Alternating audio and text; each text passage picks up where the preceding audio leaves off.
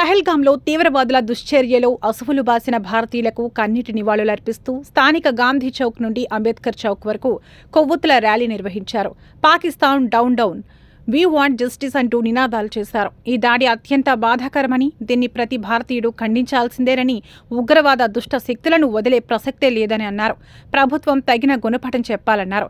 దయచేసి దీనికి కులం, మతం, జాతి అనే పేర్లు పెట్టకండి అన్నారు. జరిగిన అటాక్ మన భారతీయులపైన జరిగింది కాబట్టి మనమందరం ఒకటే అనే భావన మనలో ఉండాలి.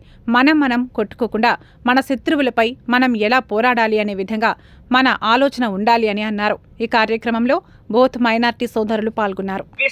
ఇంకోటి ఏం బిలీవ్ చేస్తామంటే సారే జహాं से अच्छा హిందూ సితా హమారా. భారతదేశం కాదు, ప్రపంచంలో ఎక్కడ చూసినా సారే జహాं से अच्छा హిందూ సితా హమారా. ఈ భారతదేశం అన్ని దేశాల కంటే చాలా గొప్పది.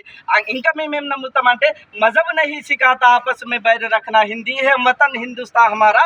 ఏ మతం కూడా ఇది మీకు చెప్పది మీరు ఎదుటి వారి పట్ల విద్వేషం పెట్టుకోండి, ఎదుటి వారి కొట్టుకొని చావండి అని.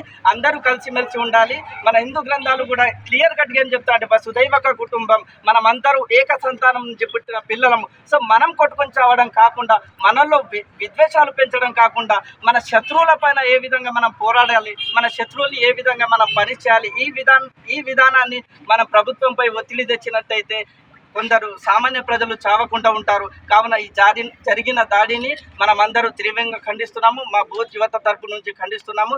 ఖండించాలి. ఇది ప్రతి ఒక్క ఇండియన్ యొక్క